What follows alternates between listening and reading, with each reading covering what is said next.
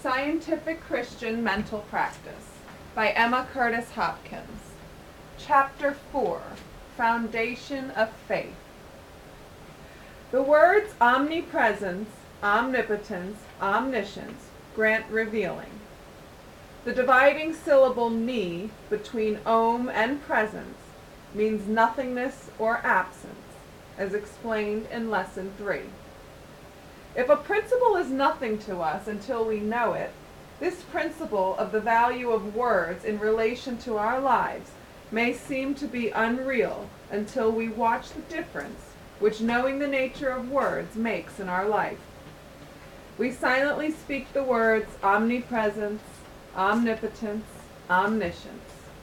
Soon we feel larger and more powerful and wiser. Perhaps we do not see that our duties increase.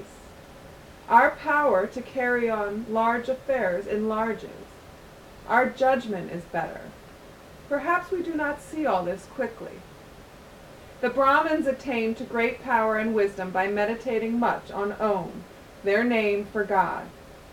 The presence of the Om is substance. They dealt wisely with the great negation, except in some instances. When the claim of the ages met them, saying that Brahma had made woman without a soul, they did not say it is not true. The soul of woman is Brahma as the soul of man is Brahma, for he knows no partiality. They neglected other negations in the same way. They did not meet them with the right no. In our own time we have similar things left undone, which we need to do. There is always one perfect way of meeting every situation and every fair, so as to adjust it rightly, and see it come out well.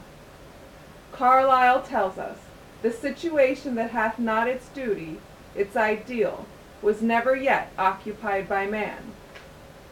In your life problems, every one of them has a way, has exactly one way of being dealt with, so as to have it come out right at once. There is a way to raise the dead instantly. There is a way to heal the sick instantly. There is a way to educate yourself in all art, science, and language instantly. In the science, as far as known, we are conscious of putting in ideas needed and leaving out some non-essentials. We keep our mind's eye fixed on the science, with our whole mind, that we may drop what we do not need from our statements, and bring forward what we do need. If a scientist has a sickness which he cannot meet with prompt nullification, he has not touched the keynote of his own power. If he has poverty or grief which he cannot make leave his premises, you may not scorn him, you may simply see that he has not touched that sentence which, if he would speak it as truth, would heal him of poverty or grief. The main thing to do for a demonstration is to notice what sentences work quickly in your behalf, and use them all together. They have revealing power, and will quickly put you on the track of your right line of thinking. This is wherein the orderly arrangement of the sciences, so far as we have it, of the greatest benefit. It follows the order set out by Moses, and is so arranged that we can tell on what line of thought we are strong, and on what line we must add to our strength. The first lesson is a statement of foundation principles. The second rejects whatever contradicts those propositions. The third rallies every idea that confirms them. The fourth tells our relation to them, as to why and wherefore our lot in life is as it is, and may become what we please. Jesus Christ called this fourth lesson faith. He did not say, according to thy denial, or according to thy affirmation, be it unto thee, but according to thy faith be it unto thee. Moses said, let there be a firmament in the midst of the waters. Ment means mind. From the Latin word mens, we call a firm mind faith. If you see a tailor cut up a long strip of broadcloth, you know he will bring forth a beautiful coat from the apparently useless cuttings. This is confidence in the correctness of a process. We see the sick child receiving the right thoughts of a practitioner or healer, and we commence to believe, although there is no sign of healing as yet, that the healing has begun. We have this confidence in our life conditions when our affirmations are working. Paul noticed that the people who accepted the Christian ideas had moments of great exultation. Then they suddenly fell into deep depression. He said, "Call to remembrance the former days, in which, after ye were illuminated, ye endured a great fight of afflictions." He saw how often it happened. Moses called trials water. We have it in poetry and song to this day. When peace like a river flows over my soul, when sorrows like sea billows roll, etc. Again, the waters of sorrow are drowning my hopes. Then is the time, says Moses, when we must show firmness. He who shows firmness in the midst of surging miseries solidifies a firm character. He makes a substance of his mind. Faith in the success of good, when evil seems to be harrowing your life, will act like a gallant ship plowing the stormy main. People often know the promised passages of the Bible by heart, but when trouble strikes them, they have no confidence in them as absolute truth. Just once holding on to them when you are in trouble would give you a good start in faith. Holding on to the great principles set forth in Scripture while you are in trouble will invigorate your character marvelously. It is the very mystery of godliness. How sure people are to come out right who have a strong, honest confidence that they will come out right. It is a perfect proof of the teachings of Jesus Christ. According to thy faith, be it unto thee. As a result of your being certain that the thing which has come surging over your life cannot hurt you at all, soon the perfect condition will show forth, and things will come out right. Bacon said that he had never made up his mind that a firm conviction that things would turn out right helped them to turn out right. He thought it helped us to bear things cheerfully, but was not certain that it affected conditions. We will not take Bacon's shaky uncertainty of the omnipotent. Jesus said, "Thy faith hath made thee whole." It is rather strange that Bacon did not have confidence in the wisdom of Jesus, enough to take his teachings for granted, whether he himself had proved them or not. We must know what we are to have faith in. We are to have faith in God, said Jesus. Thus, we have faith in the good as cutting out our life conditions just right for us, no matter how much evil there seems to be operating against us. God is life. Thus, we are to have confidence in life as the outcome, no matter how death may seem to act. Life will win. We must be firm on this point. God is truth. We must believe that the truth about the good will act anyhow. We must be sure of it. We speak boldly that our patient will live. This is the truth about good. Moses said, "Be firm." Paul said, "Stand." Jesus said, "Thy faith hath saved thee." Truth about good is God. You may go away out of the room from the sight of what death seems to be doing and tell the truth. Truth is God. God is omnipotent. You will strike the life key of the patient and he will live. Every man, woman, and child has a life key. You have the skill to touch it and turn him into free life. So with the truth about any situation. Tell the truth about your child, about its goodness. Its goodness is God. No matter how much evil may sweep over that child, be firm in saying, "All is well. God reigns. My child is good." Tell the same truth about health. Be very firm. Tell the air around you that health is God. Sickness is not God. God is all. Sickness is nothing. Then be firm. Say nothing else. Stand to it. Allow no other idea. That is truth. Why should anything but truth interest you? Why should what seems to be sickness baffle you and fill your mind, if the truth is God, and you have the truth in the possession of your understanding? Begin today to practice this. Look into your life, look it over, and see what you lack. Then tell the truth about it and be firm. See how it will come out. Faith means to be firm. Faith brings things out all right. Firmness on the side of evil is stubbornness. It opposes good. As evil is not God, there is not a particle of power in evil. You may argue that the child will die because death seems to be acting, but the man who sees that life is good and is firm will beat all your ideas of death, even if 100,000 doctors are on your side. For death is not God. Life is God. Lies are not God. Truth is God. Stubbornness to bring out death, to keep a person sick, is not God. Firmness to bring out health, because health is good, is God. That is, faith itself is God. Hence we have Jesus telling us, have faith in God. We have a mental quality which can increase faith, so that the whole world does as we say. It shows good at every turn. It drops its evil appearance at every turn. We become very firm and good. We do not give a farthing for evil. We laugh at it.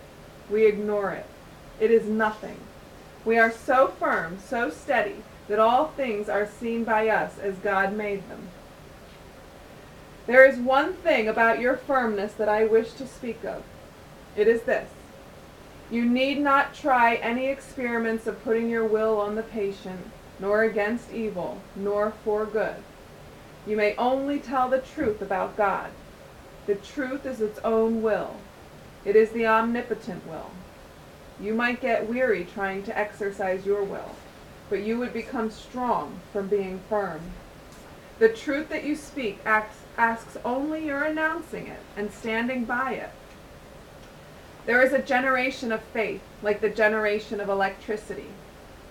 We speak the truth about the good as sure to come out in our life or in our work. We stand firmly to the truth. It goes out stronger and stronger as a power to drive back the belief in and appearance of evil. We do nothing but speak the truth and stand to it.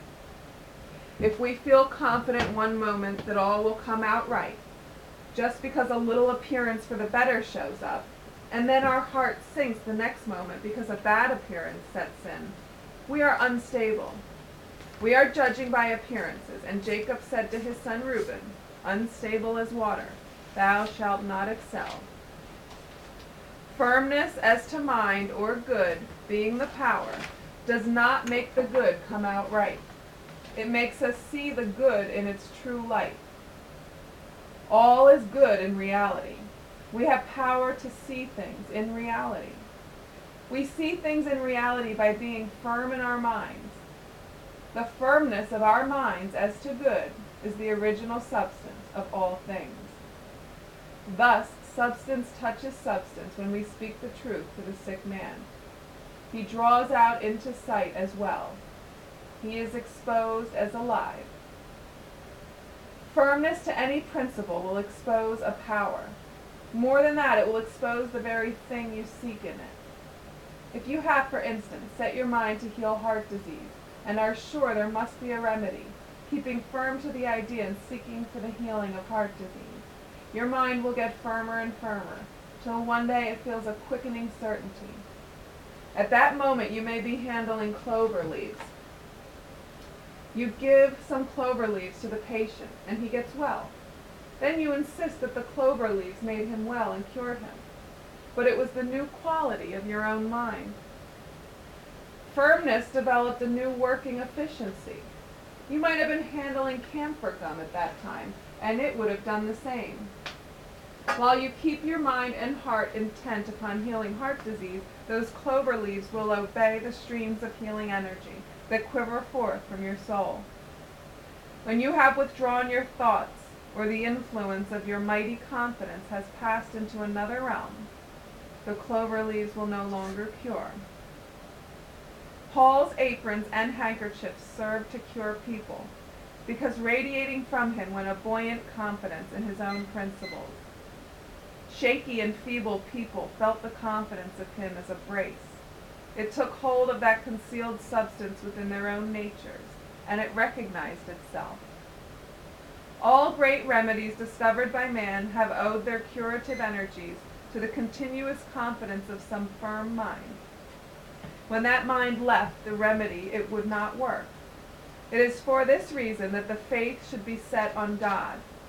God is eternal. Faith in God being generated on the earth, everything and everybody will breathe it, and it will touch the substance of their life and unite them to eternal cure. Abram was working for the power of faith and suddenly received it. He had an H from Jehovah's name inserted within his own, and he became Abraham, father of the faithful. This was the mysterious old-time way of expressing every mental quickening, by calling it a direction straight from the Lord. So it was indeed. All the liberating of the inner fire within us to operate on the world without us, by laying hold of its substance, is the speaking of the God voice within us. This voice may come from the God voice without us, as it did to the prophets. If we feel that around us is God, we may hear a voice from the bushes, like Moses. We may hear a voice from the air, as Samuel did. We may hear a voice from the clouds, as Jesus Christ did. If we contemplate the God within us, we shall feel the voice within us, and it will be as audible as if it were without us. Whichever way we may hear it, we seem to turn our faith in that direction, and so our strength comes from that kind of faith. If we are determined that all is God, we shall not be limited to the voice within nor the voice without. Everything will bear witness that we are in God. Then there is no seeking and no command to be firm. We are firm and fixed in our eternal Godhead and power. This science pursued has 4 accomplishments to work out. Jesus Christ said it would give you power to preach the gospel, heal the sick, cast out bad tempers, and raise the dead. Every time the waters of opposition float over us, we stand firm, and the good comes into sight. The 4th idea with which this science deals is the doubt that the good is working to prove itself quickly in our behalf. This doubt has a rushing and overturning action with us. You all know what it is to fear that you are not going to have things come out your own good way. This is doubt. It shows that either consciously or unconsciously you have been taking some high thoughts of God. Likely you have thought of God from a much higher standpoint than your minister or preacher or anyone ever spoke to you. It was so much higher that the world, that when the trial came to you, could not reconcile the conditions with the great goodness of God, which you felt to be true. So you doubted that good was cutting out the pattern of your circumstances to please your heart. Here is where you are to remember your highest thought of God, which you have ever held. Hold it firmly. If need be, you may speak over your truth rapidly and constantly, so as not to let any other idea be spoken by you, even in thought. Nehemiah, the builder of the walls of Jerusalem, would not listen to anything but his own ideas of the presence and power of his God. So he succeeded, to the astonishment of his enemies. Ezra built the temple in conjunction with Zerubbabel, when neither of them would listen to one word against the power of Jehovah, to take a feeble and weakly congregation, and out of it build a mighty people. Miracles are nothing to the power of this faith of firmness, when it is once liberated in you by your firm holding out for the omnipotence of good, for the omnipotence of the truth of good, for the certain action of the principle of goodness. This was so plain to Jesus that he said 1 grain of faith would move a mountain. Faith is a self-increasing property, just as jealousy is said to be. The jealous person, you know, sits down and imagines a whole sequence of actions. He then feels so strongly that he acts upon his feelings, and he does dreadful things. His jealousy feeds itself by his thoughts until it handles him entirely. Faith in goodness will feed itself and increase itself in the same way, till we rise and work miracles by reason of it. We do not seem to handle our faith. It handles us. We become faith. We always were our faith. It is, in its intrinsic nature, God himself. So, one name for God might be faith. In pure spiritual doctrine, we have an axiom for the science of denial in its relation to environments. It is that mind is as free as it has courage to deny. Looking around us, we perceive that what our mind determines, the environing circumstances demonstrate. We are as free from evil as we refuse to think about it. Whatever of evil we think about, that we are mixed up with. Whatever we positively will not think about, we never get hurt by. There is another very beautiful axiom. It is that mind is as great as it has courage to affirm. This also will demonstrate in the life. I will be Pope of Rome, said a little boy, and he was. How did you become so great, they asked Sir Isaac Newton. By intending my mind, he replied. An intention is a strong affirmation. I will be an artist, said a child. He could not even draw a plain picture well, yet he became a wonderful artist.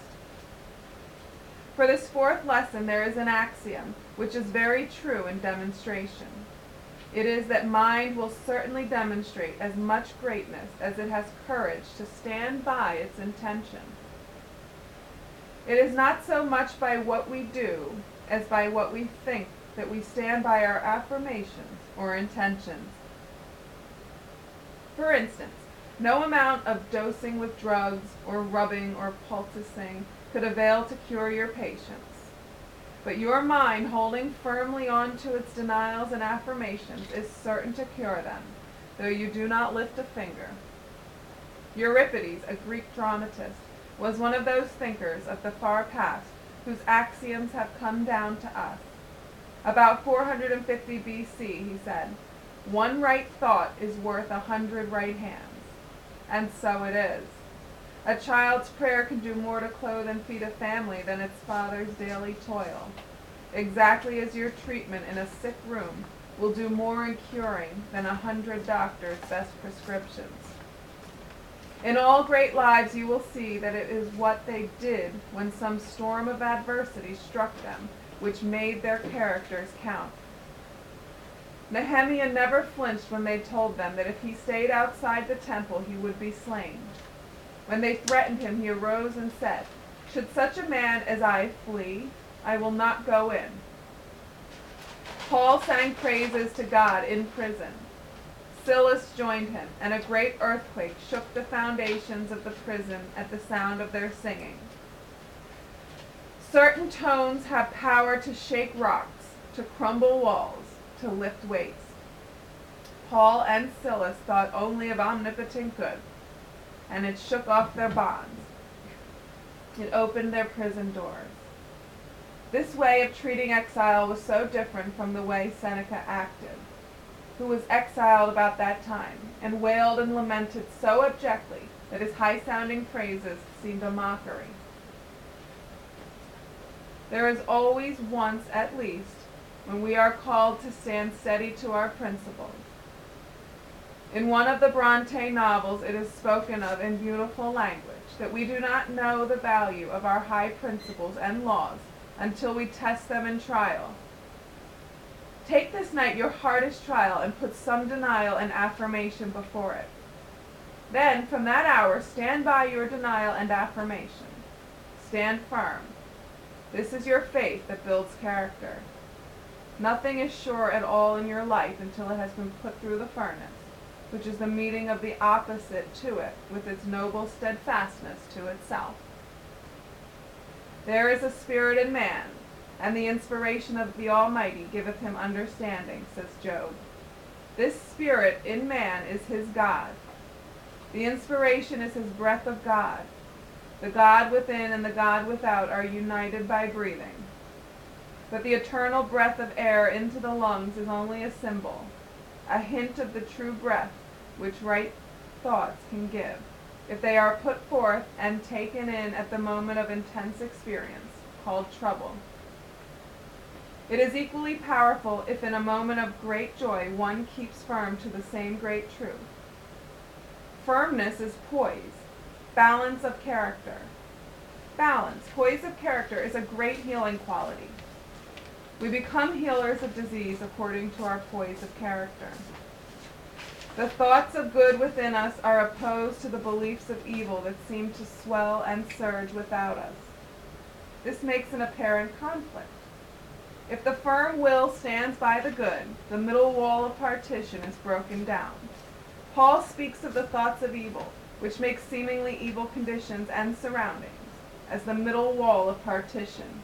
Between our good thoughts and the world of reality is our line of false thinking, which reports such ugly things to our mind. It is the mystery of the word omnipresence over again. Need is the middle wall of partition, yet it is nothing. It is the no, you are not good, which faces all people.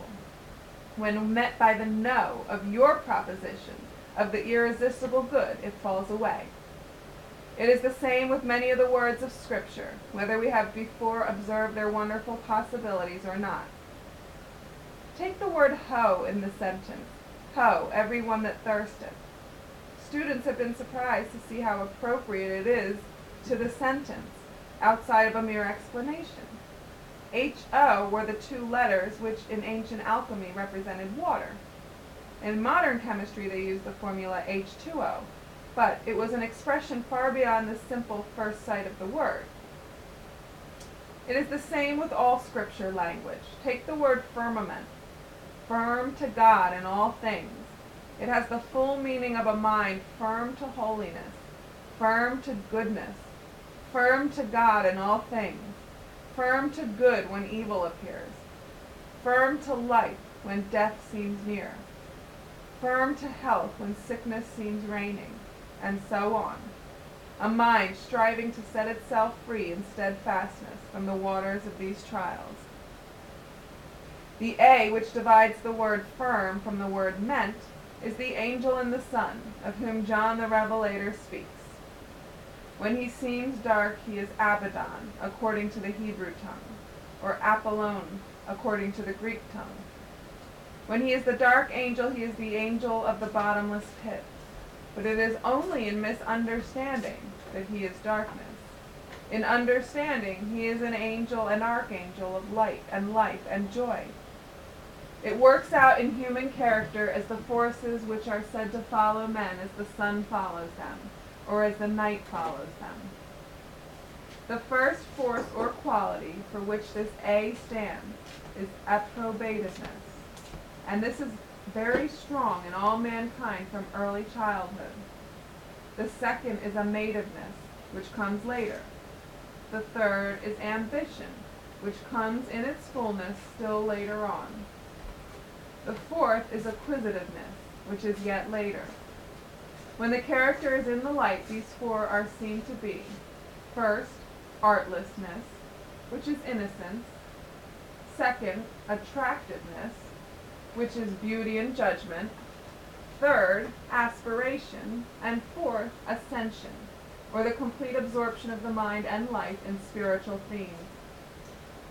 The transformation of character from the first four to the last four comes when we meet temptation with the right spirit. One may say, I cannot help being afraid when I see sickness showing its mastery over health. Yes, you can. No man is ever tempted beyond what he is able to resist. There is always a way of escape from the greatest or least seeming evil. One may as well say there is no omnipotence as to say that he cannot help what it is his very omnipotent nature to throw off easily. One may say the drunkard cannot help drinking any more than a child can help crying. This is an insult to the omnipotent spirit resting within him. It places a man where he is not divine in nature, but is Satan. It puts him in mind of where he must be restrained. It is siding with the great nihil claim against him, which comes as you are a weak-willed fool. You must not side with the claim that man is too weak to resist drinking. You are the weak fool you say he is, for we are what we accuse our neighbors of being. Some say the sharp-tongued scold can no more help her hateful words than a child can help breathing, because it is her nature born with her. Who told you that anyone had a mean, wicked nature? Did Jesus say so? No, he said all came forth from God. Stand firmly to your Jesus Christ principle that all are strong and all are well. Stand in the waters of seeming and see the real nature come smiling up. Some say, I cannot help crying when I see my best feelings, my generosity, my kindest efforts insulted. What is that omnipotent spark within you for, if it is not the principle to be agreed with when the waters of grief come rolling toward you? That is the way to talk. There is no seeming temptation that is too great to be met with the good and put down into the nowhere and nothing. The woman who speaks sentimentally of how the poor drunkard cannot help his drinking, and with condoning smoothness puts up with him as a weak thing, will be severe enough with her own children. The man who sentimentalizes over his drunken partner will vent his rage on his wife and daughters. It is because they themselves do not resist their own weaknesses. Hence, it is part of the right action of the mind in its relation to environment that we take 1/2 day to changing that old angel of accusation of weakness into the angel of ascension by saying, I do not believe in a mixture of good and evil in the world or in myself. All is good. There are not two sides to this question. There is only one side. There is only one being to make your covenant with, and that is omnipotence. To make a covenant with is to agree with. We agree with principle by declaring that we believe in it. Did you ever say that it was your feeling that justice and right would sometime be done in the world? Did you say that the time seemed very long?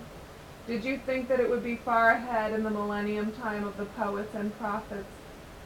Tell me why you thought the time for the triumph of God to be far ahead. I am sure you are judging by appearances. Why do you do so? Can you see that when making a choice as to whom to believe, you chose the poets and the prophets rather than Jesus Christ? He said, this generation shall not pass away until all be fulfilled.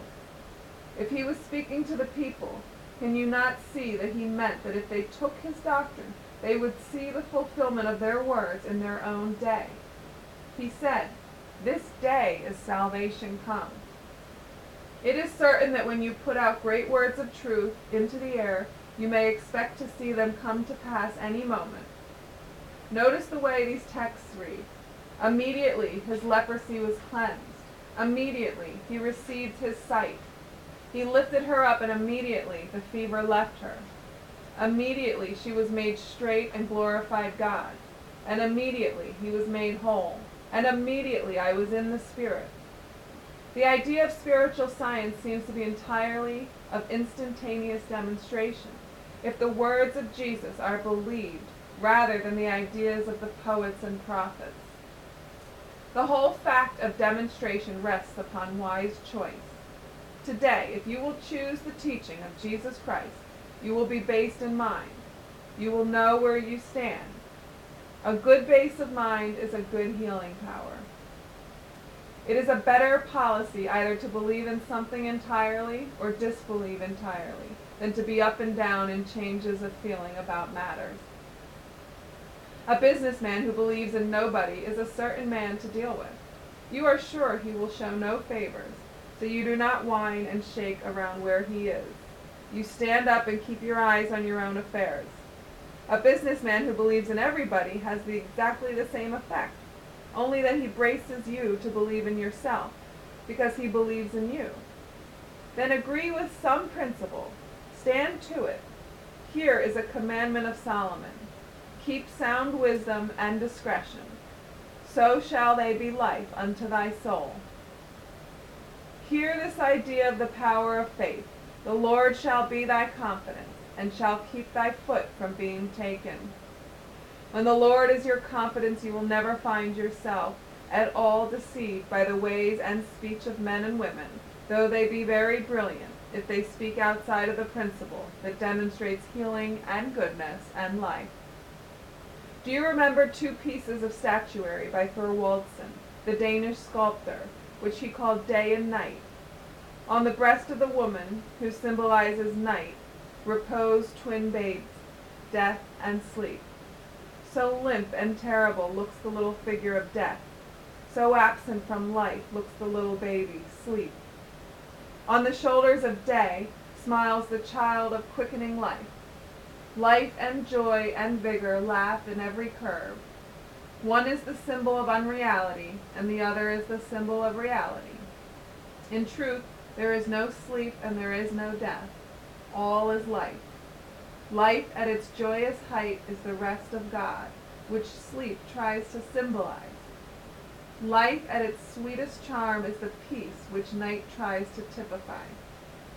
The promise is that there shall be no night there in that life of truth we are told to live. Neither shall there be any death. There is no fate that can come up to face you with defeat.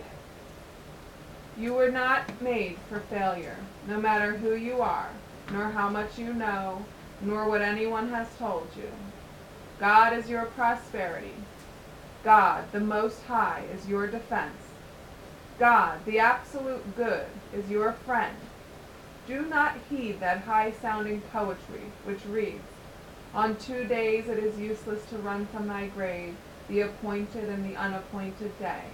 On the first neither balm nor physicians can save, nor thee on the second the universe slay." It is good poetry, but it is not the truth.